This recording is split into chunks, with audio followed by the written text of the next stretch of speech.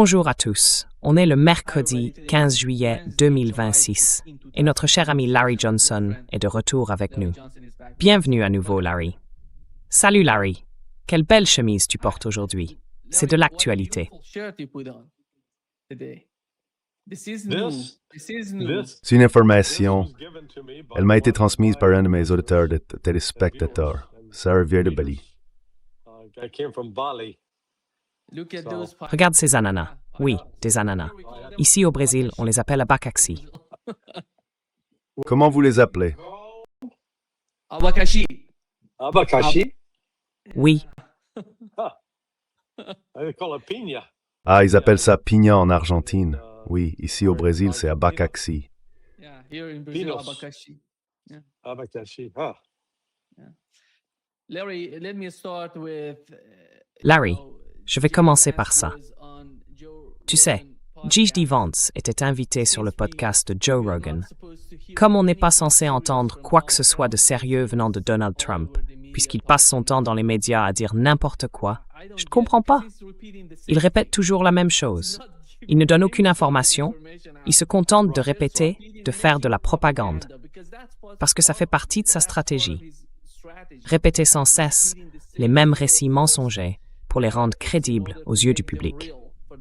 Mais voilà ce que J.D. Vance a dit, lui, à propos du conflit et de la situation actuelle entre l'Iran et les États-Unis.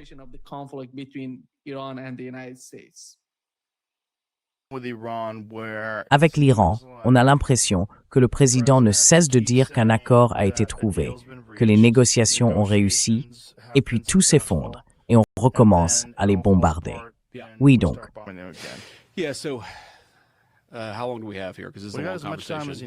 Combien de temps on a ici? Autant que vous voulez. Bon, je dois d'abord expliquer 2 ou 3 choses pour que vous compreniez bien, que tout le monde comprenne bien ce qui se passe.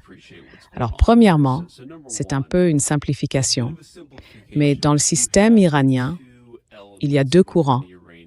Vous avez, et on entend parfois certains Américains très durs le dire, des gens qui sont complètement fous, qui veulent provoquer la venue du 12e imam, l'apocalypse, tout ça.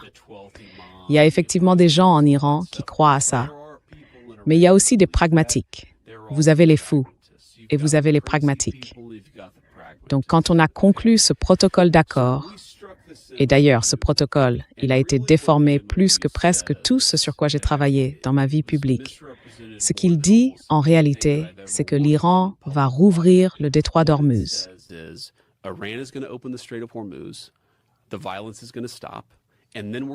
La violence va s'arrêter. Ensuite, on va entamer des négociations pour voir si on peut parvenir à un accord plus large sur la question nucléaire à long terme. C'est ce qu'on voulait. Et les Iraniens, eux, voulaient bien sûr un allègement économique durable et la levée des sanctions. Maintenant, voilà le problème avec la situation actuelle. En résumé, Joe, je dirais que je ne peux évidemment pas prédire l'avenir. Je ne sais pas exactement où tout ça va nous mener.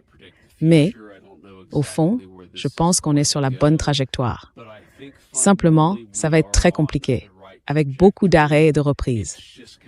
Alors, que se passe-t-il? La première semaine après la signature du protocole d'accord, on fait sortir 20 millions de barils de pétrole par jour du détroit d'Ormuz.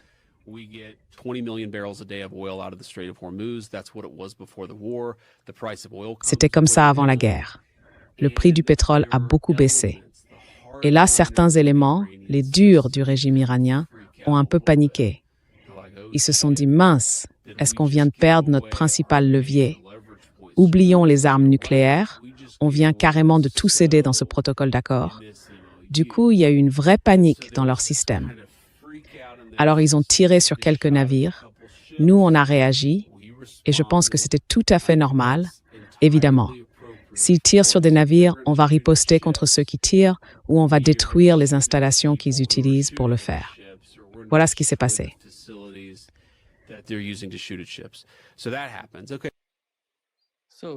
Bon, je vais m'arrêter là. Allez-y, je vous en prie. He's completely full of shit. Il raconte n'importe quoi. Tout ce qu'il a dit, c'est un mensonge pur et simple. Ce n'est pas vrai. Le protocole d'accord disait très clairement que le pays responsable de garantir le passage sûr des navires dans le détroit d'Ormuz, c'était l'Iran. Et conformément à ça, l'Iran a mis en place un protocole pour que les navires puissent passer en sécurité, suivre les instructions, déposer une demande auprès des gardiens de la Révolution. À aucun moment, dans tout le texte, il n'est écrit que l'Iran ne pouvait pas contrôler le détroit d'Ormuz, qu'il devait respecter tous les autres pays du Golfe, ou qu'il n'avait aucune juridiction. Rien de tout ça. Pas un mot. En revanche, ce qui est bien précisé, c'est que les États-Unis ne vont pas attaquer l'Iran et que l'Iran ne va pas attaquer les États-Unis.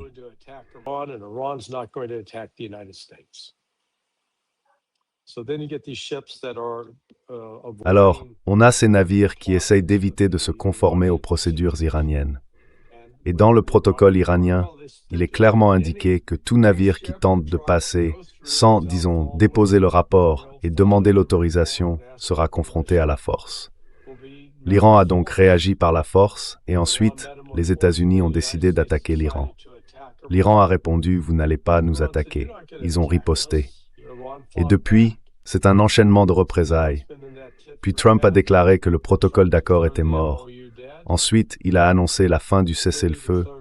Et enfin, hier, l'Iran a dit « Très bien, nous ne sommes plus liés par le protocole d'accord. Le protocole est mort, le cessez-le-feu est terminé, on revient à la case départ. » Et l'Iran a ajouté qu'il continuerait à contrôler qui entre et qui sort du détroit d'Ormuz.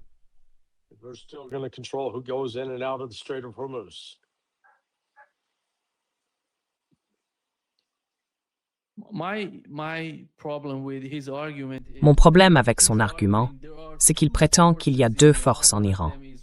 L'une serait radicale, l'autre plus pragmatique.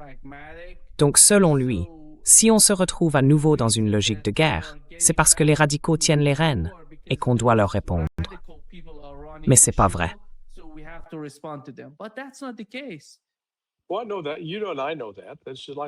Oui, je sais. Toi et moi, on le sait. Comme tu l'as dit, tout ce qu'il a dit était un mensonge. Franchement, c'est dommage de voir J.D. Vance mentir comme ça. Mais j'espère qu'il ne croit pas vraiment ce qu'il dit, parce que s'il y croit, il ne pourra pas être pris au sérieux par l'Iran comme un interlocuteur crédible. Les États-Unis vont exercer une énorme pression sur le Pakistan pour essayer de relancer les discussions la semaine prochaine. Enfin, je crois que c'est la semaine prochaine, peut-être celle d'après. Mais les États-Unis ne peuvent pas continuer comme ça, à essayer d'attaquer toutes ces cibles le long du détroit d'Ormuz. Je dirais qu'il y en a au minimum des centaines, voire des milliers. Et les États-Unis n'ont tout simplement pas assez de missiles ni de bombes pour frapper des milliers de cibles. Et je vois sans arrêt des rapports disant « Oh, ils lancent des missiles d'attaque ». Non, c'est faux. C'est des conneries. Il faut arrêter avec ça. Parce que s'ils étaient lancés depuis Bahreïn, ils atteindraient à peine les côtes iraniennes. Les attaquer, ce que les États-Unis utilisent, ça s'appelle des missiles de frappe de précision, les PRSM. Le seul problème, c'est que Lockheed Martin n'en a fabriqué que 56, d'accord? Donc si les États-Unis en tirent 7 par jour, au bout de 8 jours, c'est fini. Plus rien. Ils n'ont pas non plus un stock illimité de Tomahawk et pas davantage de JASSM. Il y a une pénurie de tous ces systèmes. Les États-Unis vont se retrouver face à ces manques.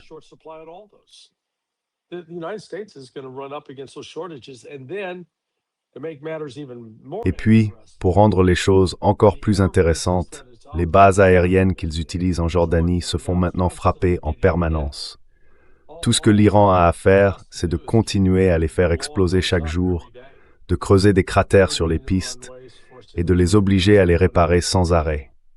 À mon avis, d'ici une semaine environ, les États-Unis seront forcés d'abandonner ces bases. Ils ne pourront plus s'en servir.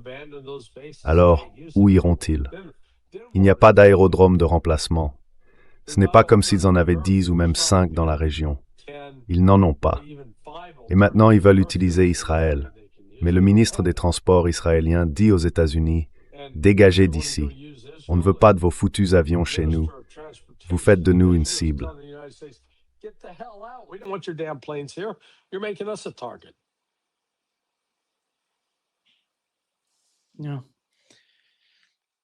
Laisse-moi aborder la deuxième partie.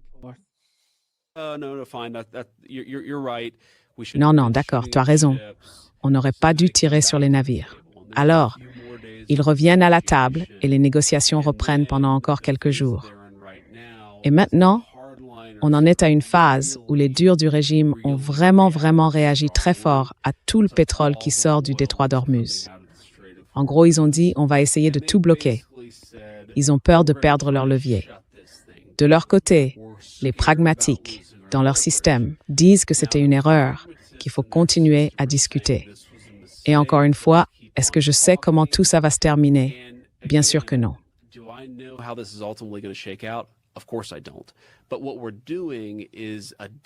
Ce qu'on fait en ce moment, c'est une sorte de danse diplomatique très délicate.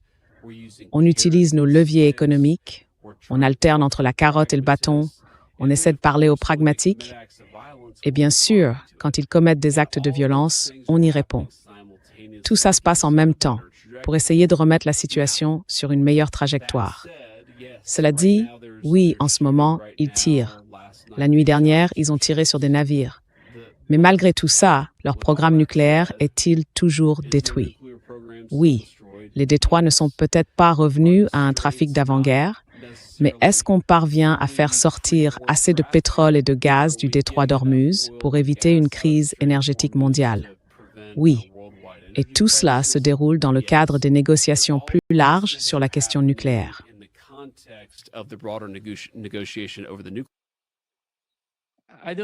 Je ne comprends pas comment il arrive à faire sortir plus de pétrole du détroit alors qu'il y a le blocus.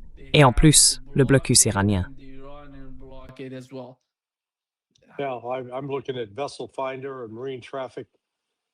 Je regarde VesselFinder et MarineTraffic.com. La seule chose qui apparaît, c'est un voilier civil américain. Et je pense que c'est une fausse image. Il s'appelle le Jersey Devil. À mon avis, c'est une image générée par intelligence artificielle, pas quelque chose de réel. À part ça, rien n'entre ni ne sort en ce moment. Et si les États-Unis insistent, et si les Saoudiens insistent aussi, surtout avec les Houthis, ils vont fermer le Bab el-Mandeb. Et là, l'économie mondiale sera vraiment dans le pétrin.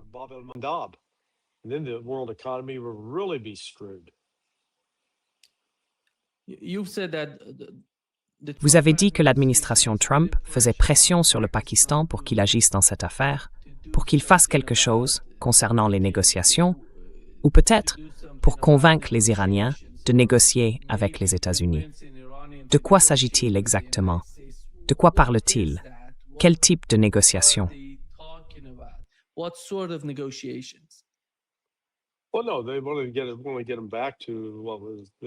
Non, en fait, ils veulent les ramener à ce qu'ils allaient appeler l'accord d'Islamabad, relancer le protocole d'accord. Le problème, c'est que maintenant, je ne pense pas que l'Iran va revenir à la table, à moins que les États-Unis n'y viennent avec des engagements fermes et concrets. Pas des promesses de simplement examiner les avoirs gelés. Non, il faut les débloquer, ces fichus avoirs, tout de suite. Et il faut lever toutes les sanctions. Pas une partie, toutes. Vous levez les sanctions, vous débloquez les avoirs, et ensuite on discute. Allez-y, épuisez-vous à nous attaquer. Continuez, parce qu'on va vous vider de vos forces, et on vous forcera à quitter le Moyen-Orient. Parce que tout ce que l'Iran a à faire, c'est attaquer 10 bases. C'est tout. Attaquer 10 bases, les détruire. Faites-le. Combien de jours ça prend? 20 jours? 30 jours? Détruisez-les. Et là, les États-Unis n'ont plus de base, plus de présence dans le Golfe. Ils auront été chassés. C'est là que tout ça mène.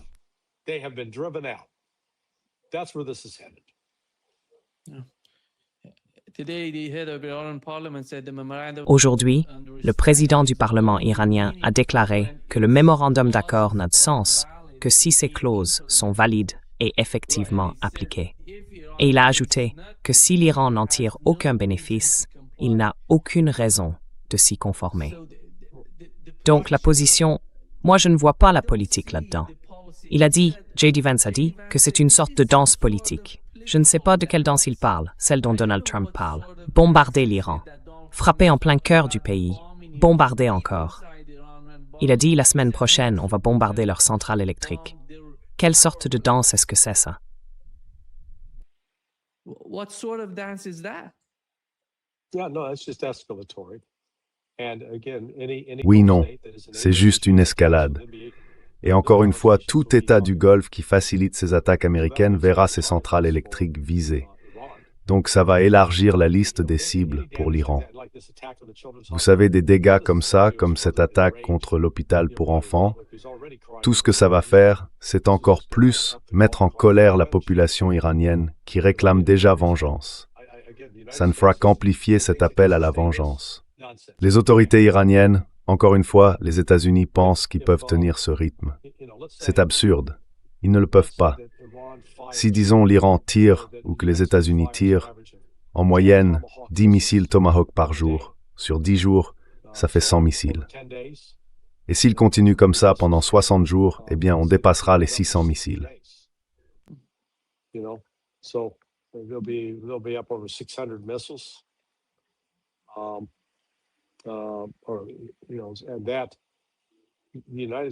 ça va encore diminuer. Je crois que le stock américain en ce moment tourne autour de 2400. Donc on descendrait à environ 1800.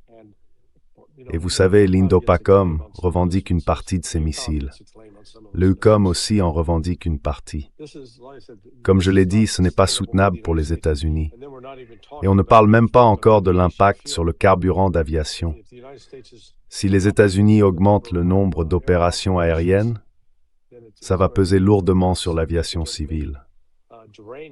D'ailleurs, je regardais tout à l'heure, les prix du diesel repartent à la hausse. En fait, ici où je suis, le diesel coûte 2 $ de plus par gallon que l'essence ordinaire. Et ça, c'est parce qu'il y a une pénurie mondiale de diesel et ces pénuries vont s'aggraver dans les semaines à venir.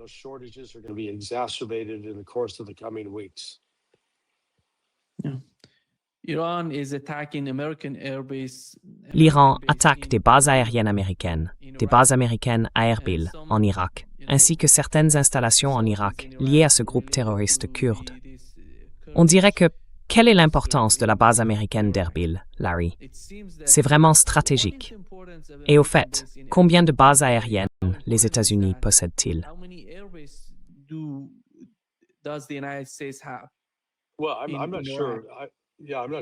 Eh bien, je ne suis pas sûr. Oui, je ne suis pas certain que ce soit vraiment une base militaire aussi importante qu'une base de la CIA opérant sous couverture militaire. Et la CIA est là pour former et équiper les Kurdes afin qu'ils puissent mener des attaques, des opérations terroristes et militaires à l'intérieur de l'Iran. Donc oui, de ce point de vue, c'est assez problématique.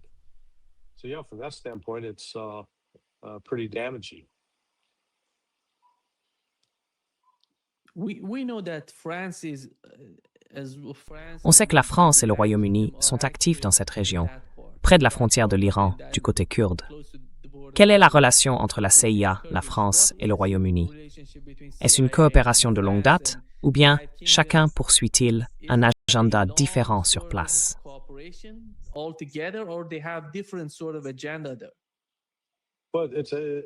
Eh bien, c'est une forme de coopération plus approfondie entre les États-Unis et le Royaume-Uni, pas vraiment avec le renseignement français. Le renseignement français a toujours été un peu susceptible, un peu particulier.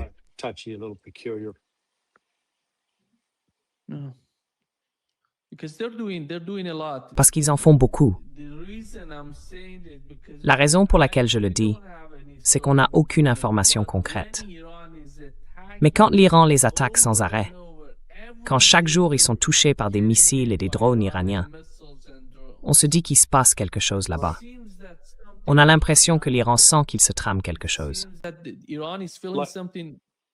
D'accord, qu'est-ce que tu veux dire? Explique ce que tu veux dire. Tu dis qu'il se passe quelque chose là-bas. Qu'est-ce que tu veux dire exactement?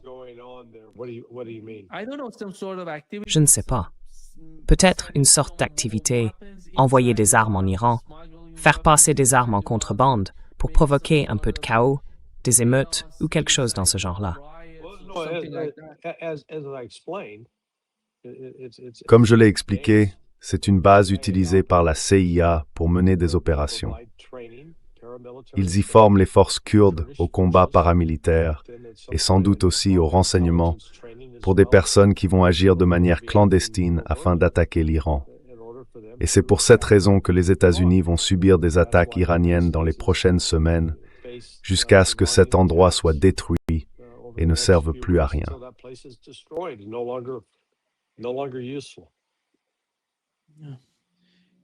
Tu as vu les images du navire turc dans le détroit, Larry? Larry? Oui, celui qui est en train de couler, Matt. Ouais, il a dû heurter une mine. Yeah, it could be a mine, yeah. Oui, ça pourrait être une mine, oui.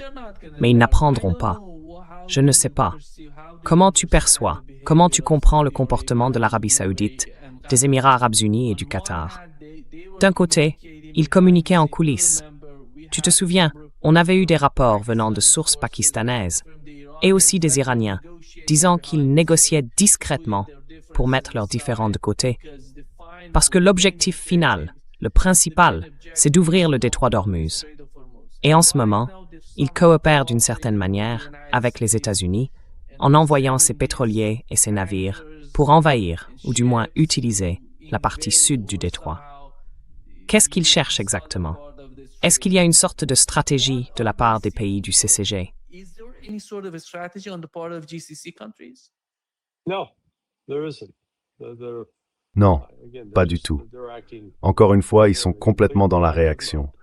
Il n'y a aucune stratégie. Ils font juste, vous voyez, une minute, ils se jettent dans les bras de l'Iran, la minute d'après, dans ceux des États-Unis. Ça va et ça vient. C'est exactement comme on l'a vu avec le Yémen. Un jour, les Saoudiens se disent « Ah, super idée, attaquons le Yémen !» Et puis quand les Yéménites répliquent, les Saoudiens se disent « Ouh là, finalement, mauvaise idée. » On n'a pas entendu le moindre mot d'eux depuis 2 jours. Ils ont compris que cette fois, c'était trop risqué.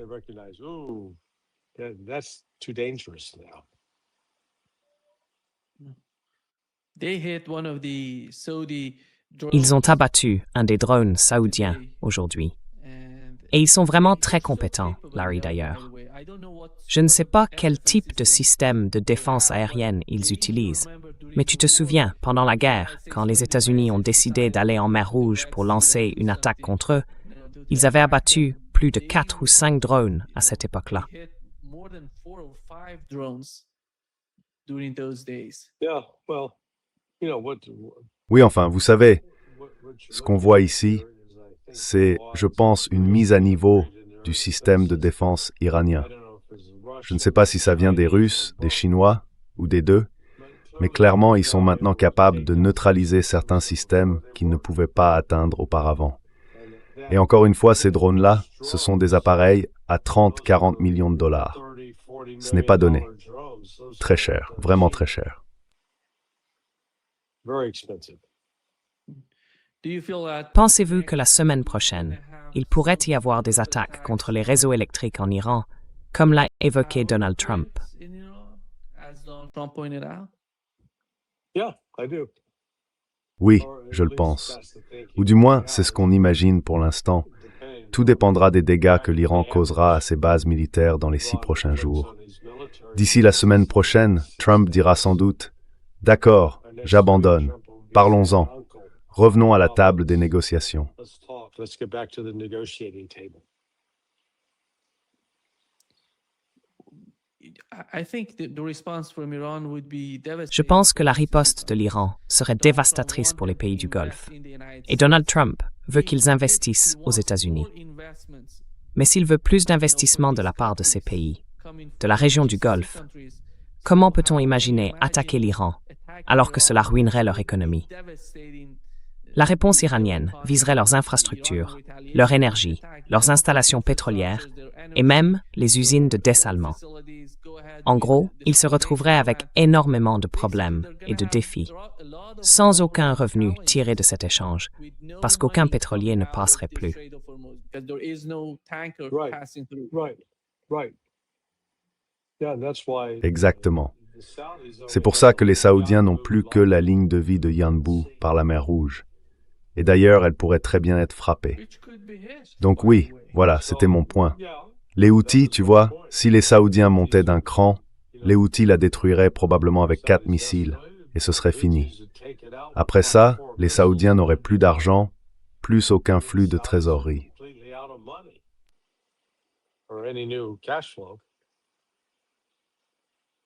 Laisse-moi te poser une question. Qui en profite, Larry? Cui bono? Qui tire avantage de la poursuite de cette guerre?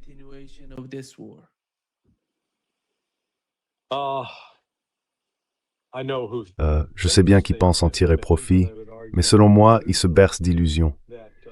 L'Iran pense que ça l'avantage, qui va affaiblir. Israël pense aussi que ça l'avantage parce que ça va affaiblir l'Iran. Mais je crois que l'Iran sait très bien ce qu'il fait. À part ça, cette guerre n'aide personne. Elle décime les forces américaines. It's decimating U.S. forces. It's making it impossible for the United States to continue. Cela rend impossible pour les États-Unis de continuer à occuper des bases dans les pays du Golfe. Et du point de vue de l'Iran, cela renforce l'idée que l'Iran est tout à fait capable de se défendre. Donc, sous cet angle, c'est bénéfique pour l'Iran. So, from that standpoint, it benefits Iran.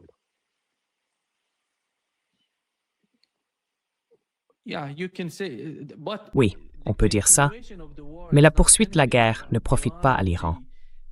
Ce qui profite à l'Iran, c'est le contrôle ou la domination du détroit d'Ormuz, pas la poursuite de la guerre, si je ne me trompe pas, Larry.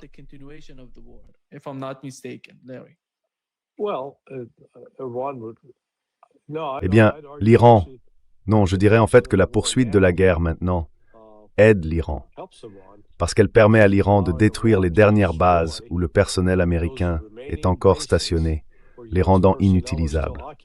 Les États-Unis devront donc se retirer, et ça veut dire que l'objectif de l'Iran, qui était de faire partir les Américains des pays du Golfe, est en train d'être atteint.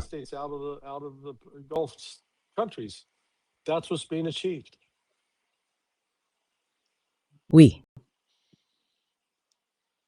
Man être retiré site d'un Battahar de l'Arabie Saoudite, et la Jordanie, et les Émirats arabes unis, et Israël.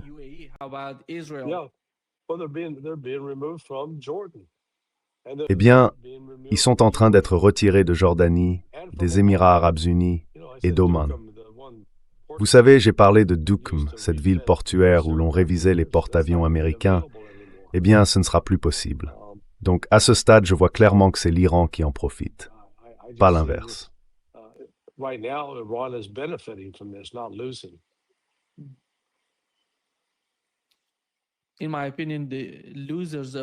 À mon avis, les perdants de cette guerre, ce sont les pays du Golfe.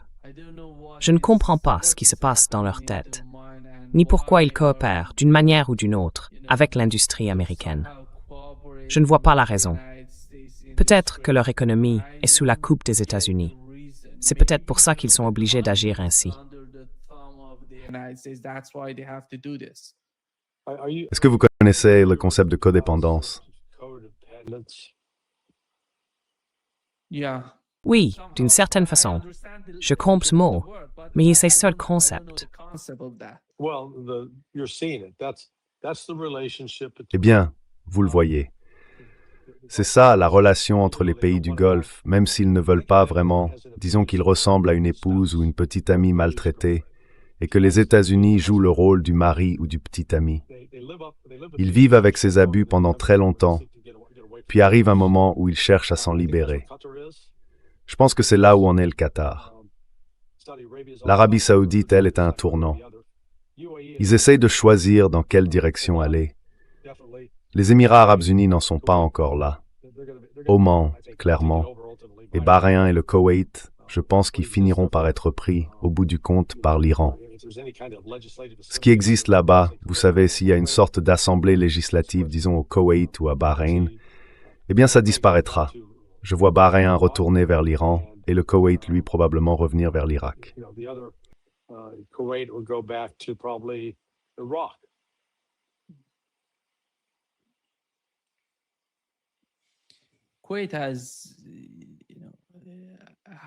Le Koweït, vous savez, enfin, pensez-vous que les Émirats arabes unis vont...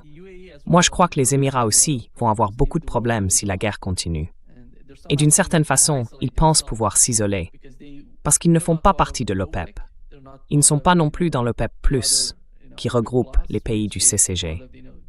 Et ils ont l'impression qu'ils peuvent agir différemment. Je ne sais pas si Israël va les aider. Combien de temps Israël va rester à leur côté s'ils se font frapper par les Iraniens? Quelle serait la réaction d'Israël?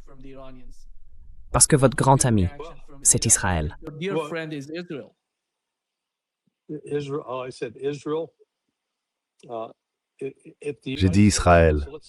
Si les États-Unis, disons que ça continue encore une semaine, eh bien au cours de cette semaine, on va se rendre compte que les États-Unis ne peuvent plus rester à Al-Udeid, qu'ils doivent abandonner Al-Udeid, abandonner Al-Dafra aux Émirats arabes unis, abandonner Al-Issa à Bahreïn, Ali Salman au Koweït.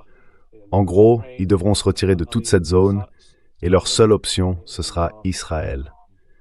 Et là, Israël va se faire frapper jour après jour, sans répit. Et Israël ne pourra pas tenir comme ça. On ne peut pas organiser des élections quand toute la population est obligée de vivre sous terre. Come up with elections when all your population is having to live underground. Benjamin Netanyahu is so scared right now. Benjamin Netanyahou a vraiment peur en ce moment. Il parle de ce qui se passerait si l'Iran nous attaquait. On va faire ci, on va faire ça. Je ne sais pas si tu as vu, mais il publie ça sur son compte X en disant « Attention l'Iran, ne nous attaquez pas. Si vous le faites, on va réagir. » Et vu la situation dans laquelle il se trouve en Israël, Larry, c'est pour ça qu'il pense que si l'Iran attaque Israël, ce serait la fin pour lui. C'est comme ça que je le comprends. Je pense que Donald Trump lui rend, en quelque sorte, un service. Mais quelle différence ça fait que Bibi soit là ou pas? Tu crois vraiment que si Bibi part, tout à coup Israël va se dire « Ah, il faut qu'on arrête la guerre avec l'Iran ». Non, ça n'arrivera pas. Ils vont continuer à avoir la même attitude.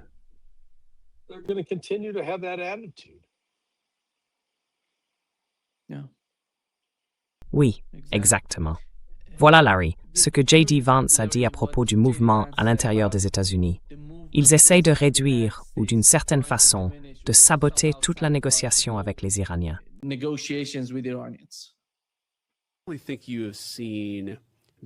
Nous pensons que vous avez vu cette campagne très discrète, mais extrêmement bien financée, qui cherche à faire échouer la négociation et à torpiller l'accord.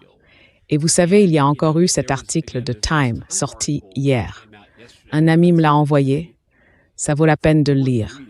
Parce qu'il dresse la liste d'un certain nombre de personnes qui ont littéralement été payées par un ancien membre de la campagne de Trump, lui-même rémunéré par certains éléments du gouvernement israélien.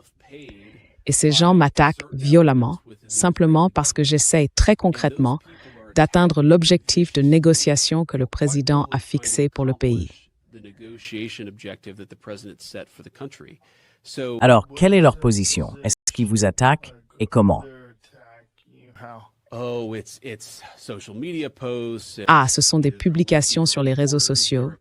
Ils font fuiter des infos aux journalistes. Ils m'attaquent sans relâche en disant qu'on ne devrait pas négocier avec l'Iran, qu'il faut simplement poursuivre la campagne militaire sans fin. Et c'est clairement leur position.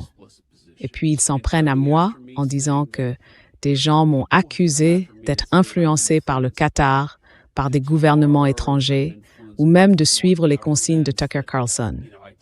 Franchement, il y a énormément de conneries qui circulent. Alors que tout ce que j'essaie de faire, c'est de mener à bien ce que le président des États-Unis m'a demandé de faire. Trouver un accord qui permette d'atteindre nos objectifs.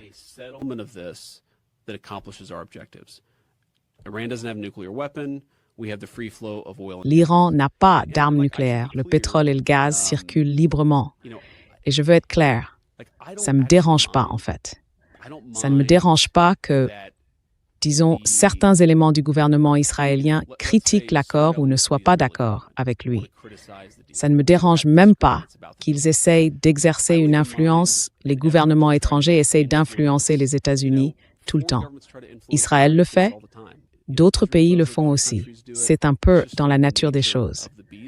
Ce qui me dérange vraiment, c'est quand des Américains, c'est-à-dire les dirigeants américains, laissent cette influence peser sur leur jugement et sur ce qu'ils défendent.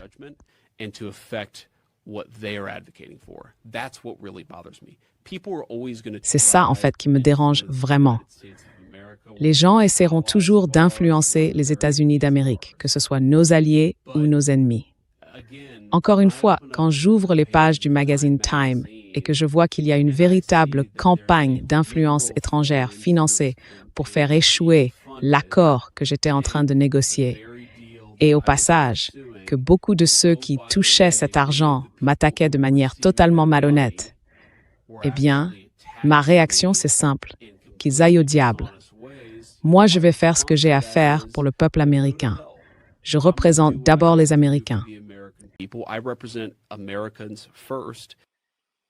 Oui,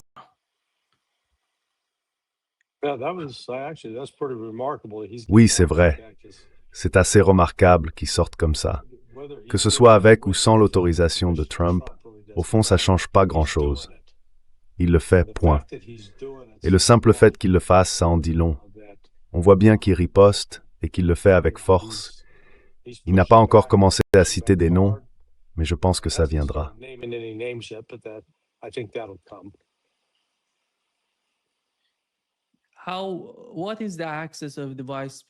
quel est l'accès du vice-président aux États-Unis aux renseignements, Larry? Est-ce qu'il peut, par exemple, demander au directeur de la CIA ou à celui du FBI de lui transmettre des informations sur certains dossiers? Est-ce que c'est possible? Est-ce qu'il a, d'une manière ou d'une autre, accès à ces renseignements?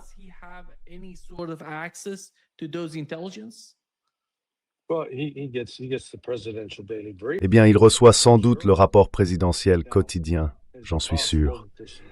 Maintenant, est-ce qu'il est possible qu'il y ait des informations compartimentées, certaines qu'on appelle des SAP, auxquelles il n'a pas encore accès? Oui, c'est possible. Donc il se peut qu'il n'ait pas encore le même niveau d'habilitation que Donald Trump. Pas encore, en tout cas. Et vous savez, Trump peut régler ça d'un simple coup de stylo. Alors, je ne sais pas exactement ce que Trump fait sur ce point, mais clairement, le fait que GD soit allé dans l'émission de Joe Rogan montre que c'est une démarche sérieuse, je dirais même une vraie initiative de la Maison-Blanche pour riposter. C'est ça qui est intéressant. Ils répondent aux lobbies sionistes. Donc au moins une partie de l'administration Trump agit dans ce sens.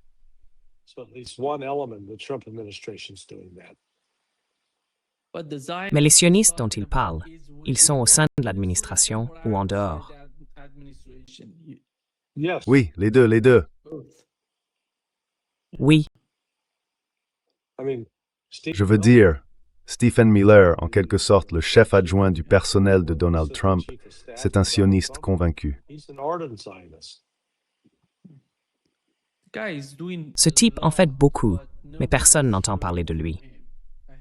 Je pense qu'il tire les ficelles en coulisses. Je ne sais pas vraiment quelle influence il a sur Donald Trump. Désolé, il était partout dans les infos hier, surtout, je crois, dans l'émission de Hannity.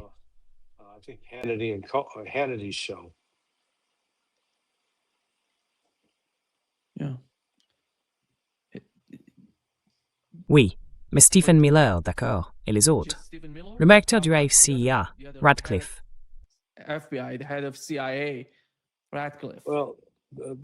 eh bien, le directeur du FBI, c'est toujours Kash Patel.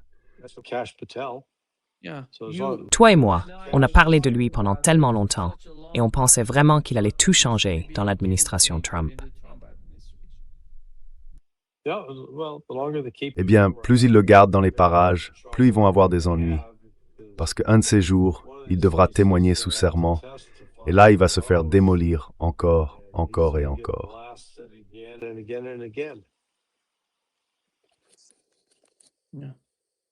Et Radcliffe, qu'en pensez-vous?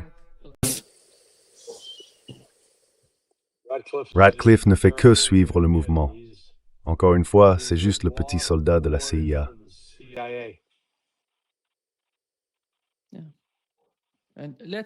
Jouons au jeu de J.D. Vance. Divisons l'administration en deux camps. Qui est du côté de J.D. Vance? Au sein de l'administration. Oui, au sein de l'administration. Je suis pas sûr que qui que ce soit le soit. Peut-être Robert Kennedy Jr. Oui, je pense que ce serait tout. That'd be it. Ou peut-être certaines personnes qu'on ne connaissait pas, comme Joe Kent. Il faisait partie de tout ça, mais personne n'avait entendu parler de lui avant sa démission. Moi non plus, je ne le savais pas. Oh yeah. Those Ah oui, ceux d'entre nous qui suivaient l'affaire, on était au courant. Donc ce n'était pas un inconnu. Il faut regarder les gens autour de lui. Trump s'entoure toujours de néoconservateurs, des gens qui vont pousser à la guerre et chercher à saboter tout accord de paix. try to undermine any peace agreement. Next week, Donald Trump gonna meet with Benjamin Netanyahu. La semaine prochaine, Donald Trump va rencontrer Benjamin Netanyahu. Et mardi, il va voir le président libanais Joseph Aoun. Ce sont deux rendez-vous importants pour la question du Liban. Et il a dit quelque chose à propos du Liban dans sa dernière interview. Voici ce qu'il a dit, Larry.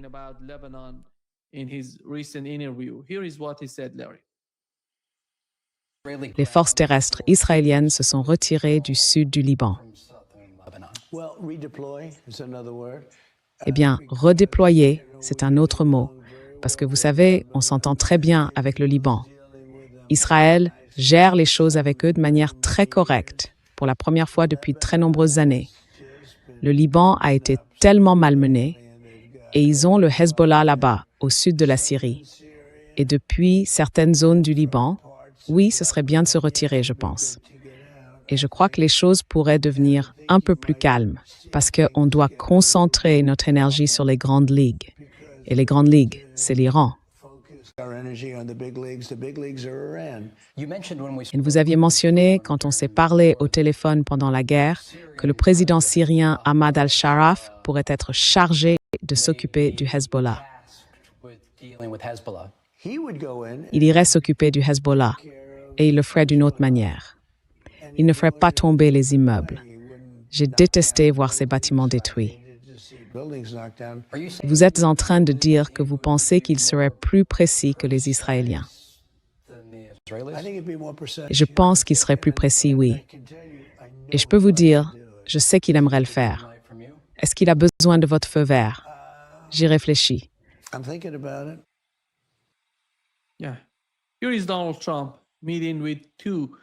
Oui. Voici Donald Trump en train de rencontrer les deux dirigeants de deux pays, Israël et le Liban. Quelle est sa politique? Quelle est sa stratégie? Il a évoqué le cas du Liban. Il a dit, le Liban, le problème, c'est ça. En gros, il soutient le retrait d'Israël du Liban. Mais qui va les remplacer?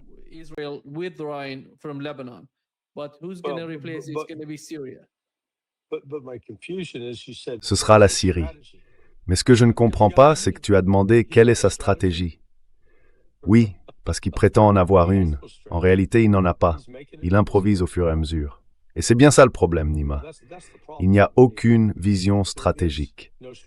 Ou alors, si vision il y a, elle repose sur l'idée qu'on peut mettre assez de pression sur l'Iran pour que l'Iran finisse par céder à ses exigences.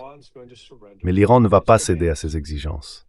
Tu as vu les 45 millions de personnes dans les rues. À Téhéran, oui, à Téhéran, n'est-ce pas? Intercom, right? Oui, exactement. How's my pronunciation? Better? Comment est ma prononciation? Mieux? C'était incroyable, juste parfaite. Tu vois, t'es un bon prof, tu devrais envisager d'en faire ton métier. Professeur. Professore?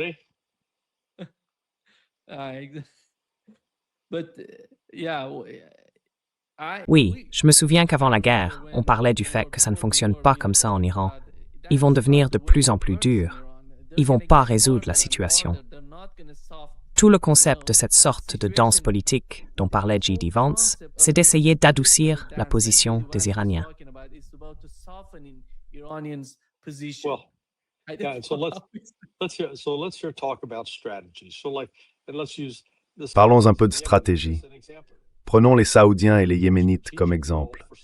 Quel serait un objectif stratégique pour les Saoudiens? Eh bien, on veut que le plus de pétrole possible circule par la mer Rouge. On veut s'assurer qu'il n'y ait absolument aucun obstacle ni par le canal de Suez, ni par le détroit d'Ormuz. Donc, notre stratégie, c'est de traiter les Houthis avec des gants. On veut construire une bonne relation avec eux. On veut même, si on peut dire, bâtir une sorte d'alliance, une amitié stratégique. Et pourtant, qu'est-ce que les Saoudiens ont fait? Ils ont tout gâché. Ils ont attaqué les Houthis. Et les Houthis, eux, réagissent en les insultant, disons avec une expression polie pour éviter un mot plus cru, comme fils de... Et du coup, leur stratégie se retourne complètement contre eux.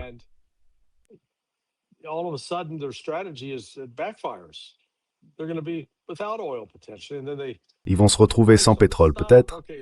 Et là, ils freinent. Stop. Bon, d'accord, on ne fait pas ça. Alors, revenons en arrière, voyons si on peut construire une relation positive avec les Houthis. Ce serait ça, la stratégie. La stratégie des États-Unis, si on peut l'appeler ainsi, c'est de penser qu'ils peuvent exercer assez de pression militaire sur l'Iran pour que l'Iran finisse par dire « D'accord, on arrête, la douleur est trop forte, on ne peut pas tenir. » Mais l'Iran est prêt à marcher sur des braises pour vaincre les États-Unis. S'il faut faire ce sacrifice, l'Iran le fera. Et il n'est pas seul dans cette affaire. Il a le soutien de la Russie, le soutien de la Chine. C'est le dernier geste désespéré des États-Unis. Et chaque jour où les États-Unis continuent d'attaquer l'Iran, ils s'affaiblissent un peu plus, au lieu de se renforcer. C'est ça, le point essentiel.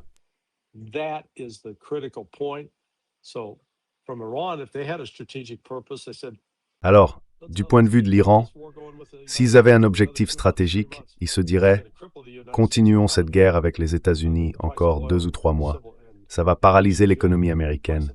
Le prix du pétrole, du diesel, du carburant d'aviation, tout ça va exploser.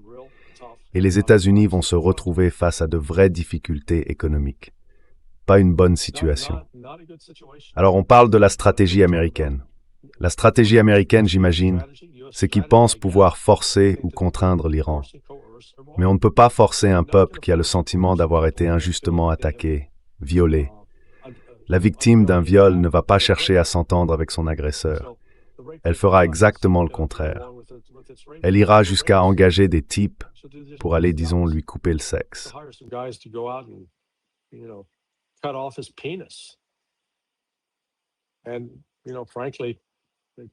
Et vous savez, franchement, plus j'y pense, plus je vois les choses clairement, surtout du côté de la Chine.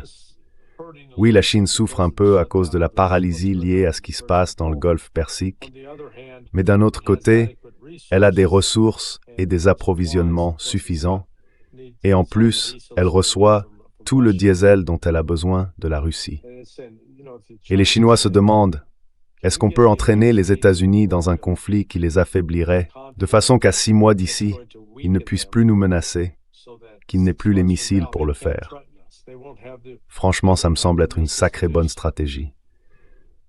Même chose pour la Russie. Que peut-on faire pour affaiblir encore davantage les capacités militaires américaines?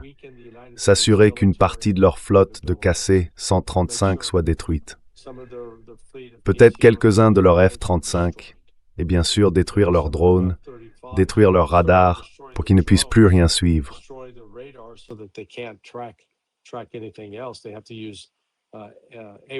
Ils doivent utiliser des AWACS ou des P-8 Poseidon. Donc si on regarde ça d'un point de vue stratégique, je pense que l'Iran a la main la plus forte, et il la joue en partant du principe que la Chine est prête à le soutenir, pas à lui mettre la pression pour qu'il arrête. Oui, on veut que tu arrêtes, pour que les États-Unis puissent préserver leur puissance militaire et s'en servir contre nous. La Chine s'attend pleinement à ce que les États-Unis l'attaquent, et elle s'y prépare en conséquence.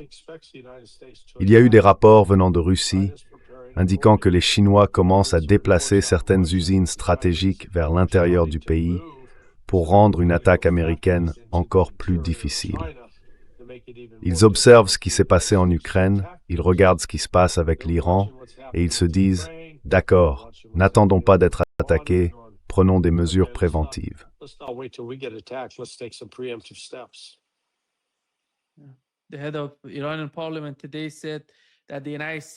Le président du Parlement iranien a déclaré aujourd'hui que les États-Unis n'accepteraient jamais une Iran puissante et qu'il saisirait toute occasion pour affaiblir et fragmenter le pays. Cet argument, je le connais bien. Je l'ai entendu encore et encore, mais venant d'un autre pays. Vous savez lequel? Lequel? La Russie. Pendant 4 ans, elle répétait que les États-Unis voulaient la vaincre stratégiquement, fragmenter le pays, affaiblir la Russie. Oh, yeah. Right. And Russia's responding by D'accord. demilitarizing Et la Russie répond en démilitarisant non seulement l'Ukraine, mais aussi l'OTAN et les États-Unis. Encore une fois, que les États-Unis essayent d'amener quelques Tomahawks dans le théâtre européen. La Russie les abattra et elle étendra ses attaques contre l'OTAN. Donc là, il faut revenir à la question de départ. Qu'est-ce qu'on essaye vraiment d'obtenir? Eh bien, les États-Unis cherchent à affaiblir à la fois la Russie et l'Iran. Mais en réalité, leur méthode produit exactement l'effet inverse. Elle les renforce au lieu de les affaiblir. It's strengthening them, not weakening them.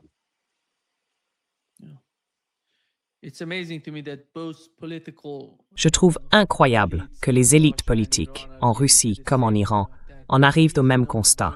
Pour elles, les États-Unis ne sont pas justes. Ils veulent nous détruire sur le plan stratégique et militaire. Et c'est bien la vision de ceux qu'on appelle les soi-disant pragmatiques, comme J.D. Vance aime les nommer, puisque Kolybov est le chef de la délégation qui négocie actuellement avec les États-Unis.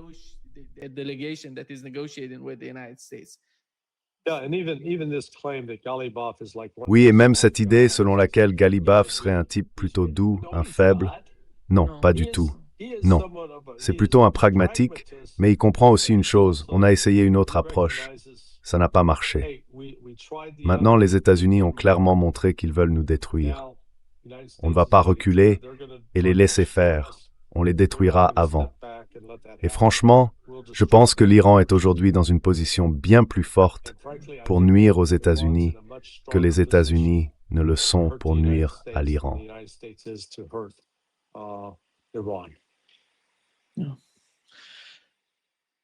Merci beaucoup, Larry. Demain?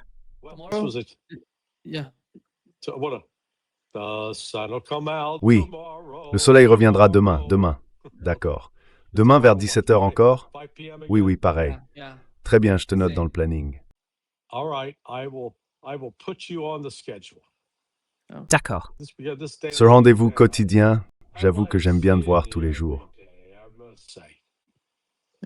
Oui, d'accord. Très bien. On s'en va. À bientôt.